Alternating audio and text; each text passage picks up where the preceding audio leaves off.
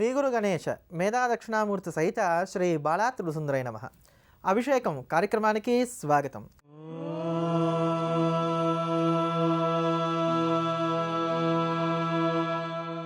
లక్ష్మీర్ దివ్యైర్ గజేంద్రైర్ మణిగణగజితై స్నాపితా హేమకుంభైః నిత్యం సా పద్మహస్త మమ వసతి గృహే సర్వమాంగళ్యయుక్త.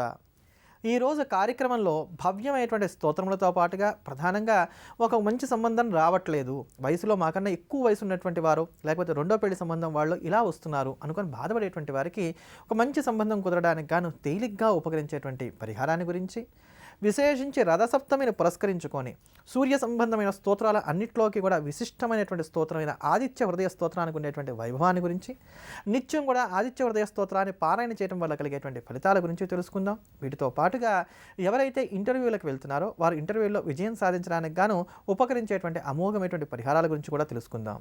ముందుగా ఈ రోజు ఉన్నటువంటి విశిష్టతను గమనిద్దాం. ఈరోజు సూర్య జయంతి. ఈ సూర్య జయంతినే మనం రథసప్తమి అని వ్యవహరిస్తూ ఉంటాం. రథసప్తమి కలిగినటువంటి నేటి రోజున మనం అందరం కూడా నదీ స్నానం చేయాలి.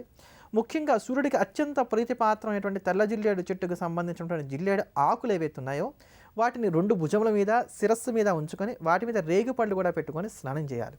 ఒకవేళ జిల్లేడు ఆకులు లభించకపోతే వాటి స్థానంలో చిక్కుడు ఆకులైనా సరే ఉంచుకొని ఈరోజు మనందరం కూడా స్నానం చేయాలి.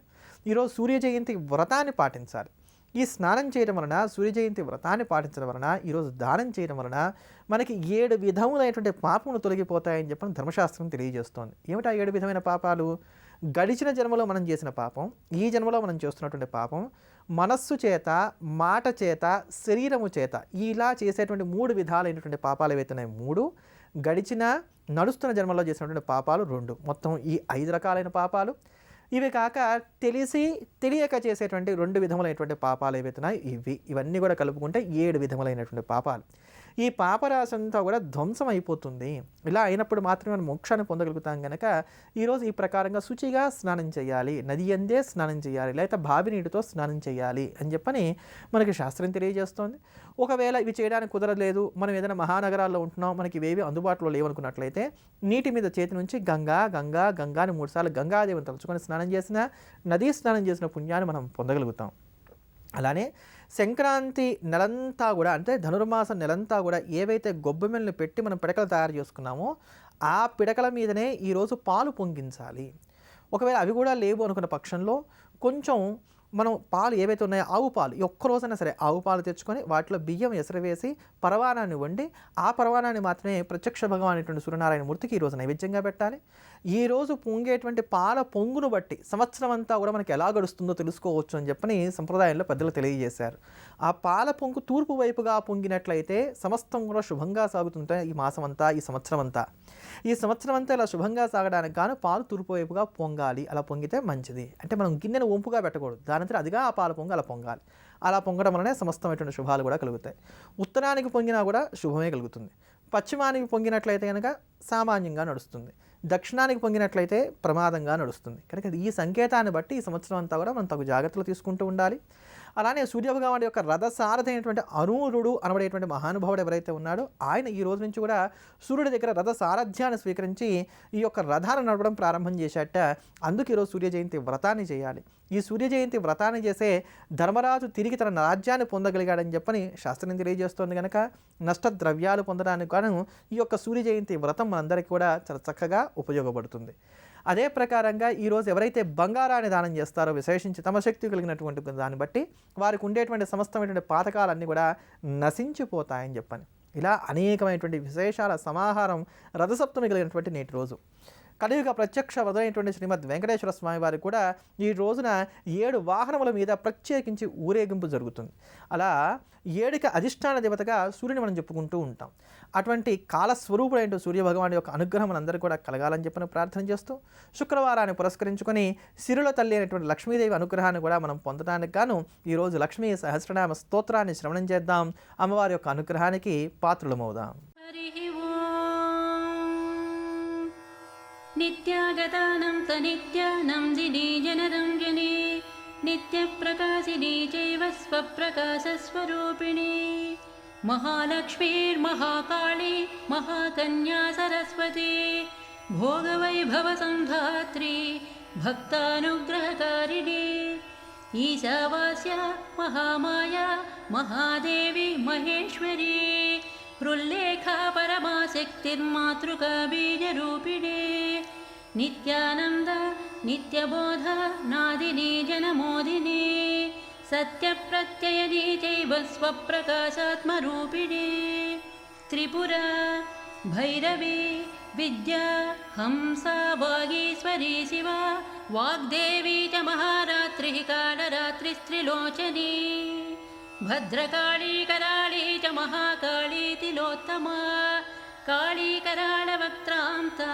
कामाक्षी कामदा शुभा चण्डिका चण्डरूपेश चामुण्डा चक्रधारिणी त्रैलोक्यजननी देवी त्रैलोक्यविजयोत्तमा सिद्धलक्ष्मीः क्रियालक्ष्मीर्मोक्षलक्ष्मीः प्रसादिनी उमा भगवती दुर्गा चान्द्री दाक्षायणी शिवा प्रत्यङ्गिराधरा वेला लोकमाता हरिप्रिया पार्वती परमादेवी ब्रह्मविद्या प्रदायिनी अरूपा बहुरूपा च विरूपा विश्वरूपिणी पंचभूतात्मिका वाणी पंचभूतात्मिका परा कालिका पंचिका वाग्मी हविः प्रत्यधिदेवता देवमाता सुरेशाना वेदगर्भाम्बिका धृतिः संख्या जातिः क्रियाशक्तिः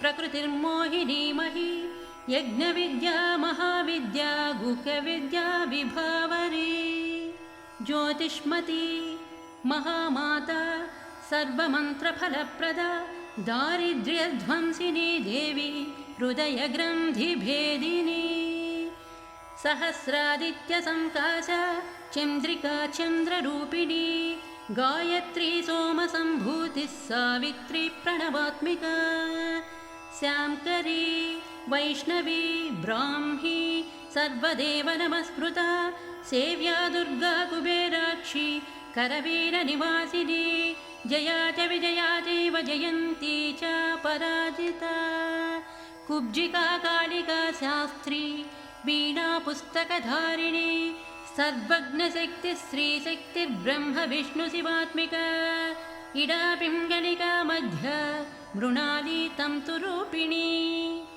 यज्ञेशानि प्रधा दीक्षा दक्षिणा सर्वमोहिनी.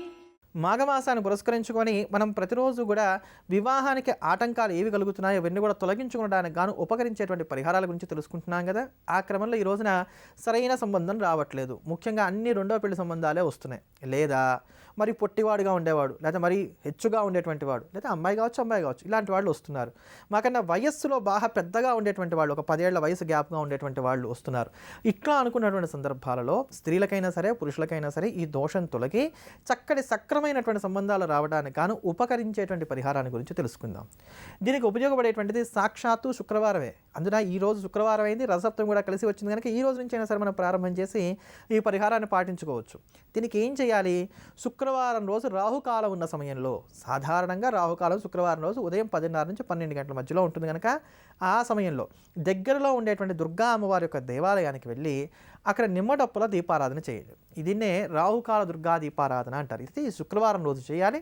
ఒకే ఒక్క నిమ్మకాయ తీసుకోండి, ఆ నిమ్మకాయని మధ్యలో కోయండి, ఒక చెక్కని పారవేసేయండి, మరో చెక్కని చక్కగా రసం పిండి ఆ రసాన్ని కూడా పారబోసి ఈ యొక్క నిమ్మ చెక్కని వెనక్కి విరవండి. ఇది డొప్పలాగా ప్రమిదలాగా తయారవుతుంది. దీన్ని పద్మం వేసి బియ్యపిండితోటి ఆ పద్మం మధ్యలో ఉంచి నిండుగా ఆవు నెయ్యి కానీ నువ్వుల నూనె కానీ పోసి దీపం వెలిగించండి. ఈ దీపమే సాక్షాత్తు దుర్గాదేవి. దానికే దుర్గా అష్టోత్తరంతో పూజ చేసి అమ్మవారికి నిమ్మకాయల దండ వేసి మీ మనసులో ఉన్నటువంటి కోరిక చెప్పుకొని ఇంటికి తిరిగి వచ్చేయండి. ఈ నిమ్మకాయల దండకి ఇన్ని నిమ్మకాయలు ఉండాలని నియమం ఏం లేదు. 11 కానీ 21 కానీ 51 కానీ 108 కానీ ఇట్లా సంఖ్యలో ఉండే విధంగా జాగ్రత్త తీసుకుంటూ ఉండండి. 11, 21, 51, 108 ఇలా జాగ్రత్త తీసుకుని నిమ్మకాయల దండ వేసి వస్తూ ఉండండి. ఎన్నాళ్ళు చేయాలి? మంచి సంబంధం కుదిరేంతవరకు చేయాలి. ఇలా చేయడం వలన మంచి ఫలితాలు పొందగలుగుతాం. రేపు పెళ్ళి అనేంత వరకు కూడా ఈ పరిహారాన్ని మానకుండా చేసుకోవడం వలన త్వరలోనే మంచి సంబంధాలు వస్తాయి. త్వరగానే మీకు సంబంధం కూడా కుదురుతుంది అమ్మవారి అనుగ్రహ ప్రభావం కారణం చేత. ఇటువంటి మరిన్ని విశిష్టమైనటువంటి పరిహారాల గురించి తెలుసుకోబోయే ముందుగా మన ఇంట ఉండేటువంటి ఐశ్వర్యాన్ని సంరక్షించేటువంటి కనకధార స్తోత్రాన్ని శ్రవణం చేద్దాం. లక్ష్మీదేవి యొక్క అనుగ్రహానికి పాత్రలమవుదాం. गं हरेः पुलकभूषणमाश्रयन्ति भृङ्गाङ्गनेव मुकुलाभरणं तमालम् अङ्गीकृताखिलविभूतिरपाङ्गलीला माङ्गल्यदास्तु मम मङ्गलदेवतायाः मुग्धा मुहुर्विदधति वदने मुरारेः प्रेमत्रपा प्रणिहितानि गतागतानि मालादृशोर्मधुकरीव महोत्पलेया सा मे श्रियं दिशतु सागरसम्भवायाः आमीलिताक्षम् अधिगम्य मुदा मुकुन्दम् आनन्दकन्दमनिमेषम् अनङ्गतन्त्रम् आकेकरस्थितकनीनिकपक्ष्मनेत्रम् भूत्यै भवेन्मम भुजङ्गशयाङ्गनायाः बाह्वन्तरे मधुजितश्रितकौस्तुभेया हारावलीव हरिनीलमयी विभाति कामप्रदा भगवतोऽपि कटाक्षमाला कल्याणमावहतु मे कमलालयायाः कालाम्बुदालिललितो रसिकैटभागे धाराधरे स्फुरति या तडिदङ्गनेव मातुः समस्तजगतां महनीयमूर्तिः भद्राणि मे दिशतु भार्गवनन्दनायाः प्राप्तं पदं प्रथमतः खलु यत्प्रभावात् माङ्गल्यभाजि मधुमाथिनि मन्मथेन मय्यापतेत् तदिह मन्थरमीक्षणार्थम् मन्दालसं च मकरालय कन्यकायाः विश्वामरेन्द्रपदविभ्रमदानदक्षम् आनन्दहेतुरधिकं मुरविद्विषोऽपि ईशं निशीदतु क्षणमीक्षणार्थम् ఇందీవరోదర సహోదరమిందిరాయాః. ఈరోజు రథసప్తమి పర్వదినం సూర్యభగవాన్ని ఆరాధన చేయవలసినటువంటి రోజు. మరి సూర్యారాధనకు ఉపకరించేటువంటి స్తోత్రం ఏమిటి అంటే చాలా రకాల స్తోత్రాలు ఉన్నాయి. ఎన్ని స్తోత్రాలు ఉన్నప్పటికీ కూడా సూర్యారాధనలో తనకంటూ ఒక ప్రత్యేకమైనటువంటి స్థానాన్ని పొందినటువంటి స్తోత్రం ఆదిత్య హృదయ స్తోత్రం. ఇది సాక్షాత్తు శ్రీమద్ రామాయణంలో రామచంద్రమూర్తికి అగస్త్యుల వారు ఉపదేశం చేసినటువంటి స్తోత్రం. రామాయణంలో యుద్ధకాండలో 107వ సర్గలో ఉంటుంది ఈ స్తోత్రం. అగస్త్యుడంతటి వాడు నారాయణుడు అయినటువంటి సాక్షాత్తు శ్రీరామచంద్రమూర్తికి ఉపదేశం చేసినటువంటి స్తోత్రం అయినటువంటి కారణం చేత దీనికి ఇంతటి శక్తి కలిగింది.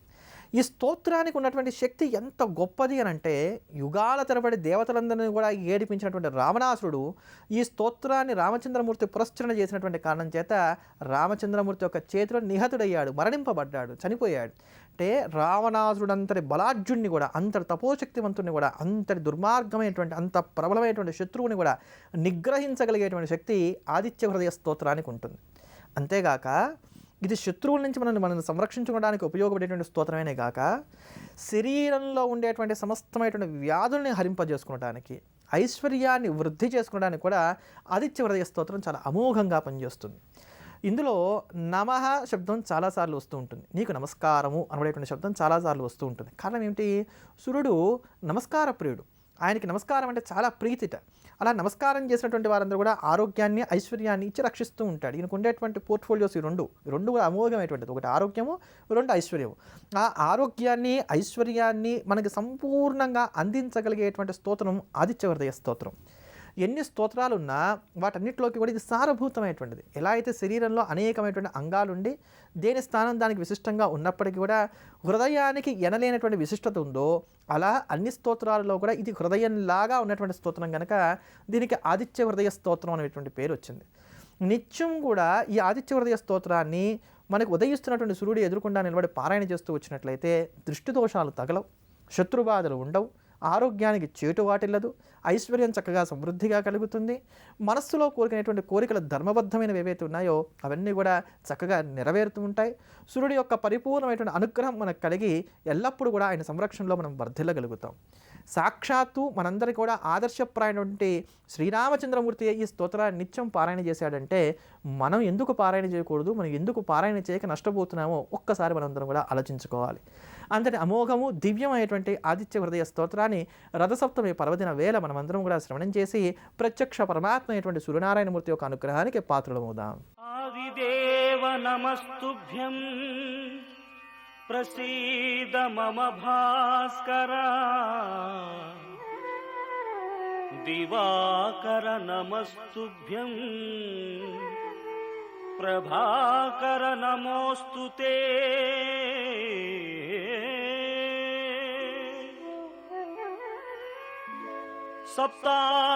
సప్తాశ్వరథమారూఢం ప్రచండం కశ్యపాత్మజం, శ్వేతపద్మధరం దేవం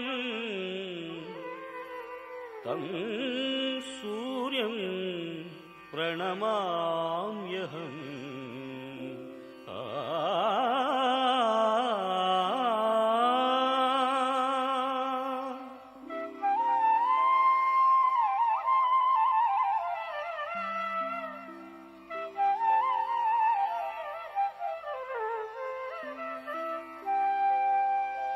లోహితం రథమారూఢం సర్వలోకపితామహం,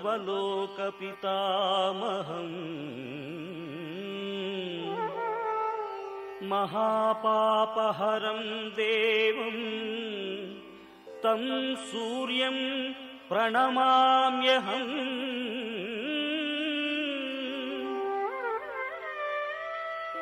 త్రైగుణ్యం చ మహాశూరం బ్రహ్మ విష్ణు మహేశ్వరం, మహాపాపహరం దేవం తం సూర్యం ప్రణమామ్యహం.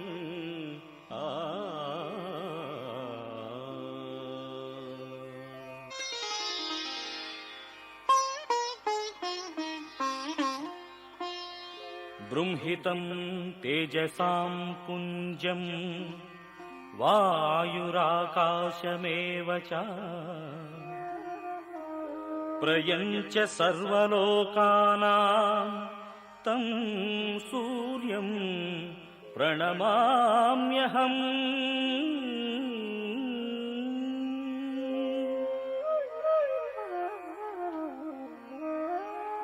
బంధూకపుష్పసంకాశం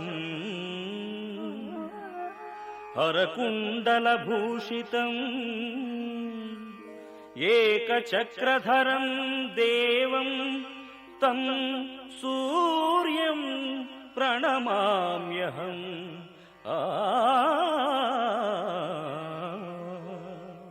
మన నిత్య దైనందిన జీవితంలో మనం అందరం కూడా అనుకున్న పనులన్నీ కూడా సక్రమంగా నెరవేర్చుకోవడానికి గాను తేలిగ్గా ఉపకరించేటువంటి పరిహారాల గురించి మనం ప్రతిరోజు తెలుసుకుంటున్నాం కదా. ఆ క్రమంలో ఈ రోజున ఇంటర్వ్యూల్లో విజయం సాధించడానికి గాను ఉపకరించేటువంటి పరిహారాన్ని గురించి తెలుసుకుందాం. ఇది చాలా తేలికైనటువంటి పరిహారం. మేము అనేక ఇంటర్వ్యూలకు వెళ్ళామంటే ప్రతిసారి కూడా ఇబ్బంది పడుతున్నాం, ఫెయిల్ అయిపోతున్నాం, ఉద్యోగం దాకా చేరుకోలేకపోతున్నాం అనుకునేటువంటి వారందరికీ కూడా, నిరుద్యోగులందరికీ కూడా ఉపకరించేటువంటి తేలికైనటువంటి పరిహారం. మీ దగ్గర కావాల్సినంత మేధస్సు ఉంది, మీకు కావాల్సినటువంటి సర్టిఫికేషన్స్ అన్నీ ఉన్నాయి, మీ దగ్గర తెలివితేటలన్నీ పుష్కలంగా ఉన్నాయి, ప్రతిభా పాఠవాలకు లోటు లేదు, అయినా ఇబ్బంది వస్తుంది అనుకున్నప్పుడు మాత్రమే ఈ పరిహారం ఉపయోగపడుతుంది. అయితే దీనికి ఏం చేయాలి? ఒక నిమ్మకాయ తీసుకోండి. పచ్చగా ఉండాలి నిమ్మకాయ, ఆకు పచ్చగా కాకుండా పసుపు పచ్చగా ఉండాలి. పచ్చగా అన్నప్పుడు జాగ్రత్తగా గుర్తుపెట్టుకోండి, పసుపు పచ్చగా ఉండేటువంటి నిమ్మకాయ, ఎక్కడ డాగులు మచ్చలు మరకలు ఏవీ లేకుండా ఉండేటువంటి నిమ్మకాయ ఒక మంచి దాన్ని తీసుకొని, ఒక 4 లవంగాలు తీసుకొని, ఇష్టదైవానికి మనసులో నమస్కారం చేసుకొని, బాగా నచ్చినటువంటి దేవుడికి మనసులో నమస్కారం చేసుకొని, ఆ నిమ్మకాయకి 4 వైపులా కూడా ఈ 4 లవంగాలు గుచ్చివేయండి. 1, 2, 3, 4 వైపులా కూడా నిమ్మకాయకి 4 వైపులా ఈ చక్కగా 4 లవంగాలు కూడా గుచ్చివేసి మనసులో భగవంతుడికి నమస్కారం చేసుకొని, ముఖ్యంగా ఆంజనేయ స్వామి వారికి నమస్కారం చేసుకొని 21 సార్లు ఓం శ్రీ హనుమతే నమః, ముందుగా ఇష్టదైవానికి నమస్కారం చేసుకోవాలి, దాని తర్వాత ఆంజనేయ స్వామికి నమస్కారం చేసుకొని ఓం శ్రీ హనుమతే నమః, ఓం శ్రీ హనుమతే నమః, ఓం శ్రీ హనుమతే నమః అంటూ ఆ నిమ్మకాయని చేత్తో పట్టుకొని 21 సార్లు జపం చేయండి. ఓం శ్రీ హనుమతే నమః, ఇంత చాలా తేలికైన నామం. 21 సార్లు జపం చేసి ఆ నిమ్మకాయని జేబులో కానీ ఏదైనా ప్రకారంగా మీ వెంట ఉంచుకునే విధంగా ఉంచుకొని వెంట తీసుకువెళ్ళండి ఇంటర్వ్యూకి. ఖచ్చితంగా విజయాన్ని పొందగలుగుతారు.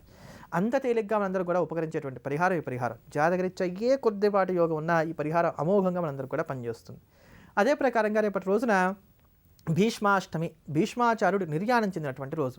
రేపటి రోజు సశాస్త్రీయంగా ఎవరైతే భీష్ముడి పేరు మీద శ్రాద్ధం పెడతారో వారికి సంతానం కలుగుతుంది. సంతానం లేనటువంటి వారికి సంతానం కలగడానికి కానీ రేపటి రోజు చాలా అద్భుతంగా ఉపయోగపడేటువంటి రోజు.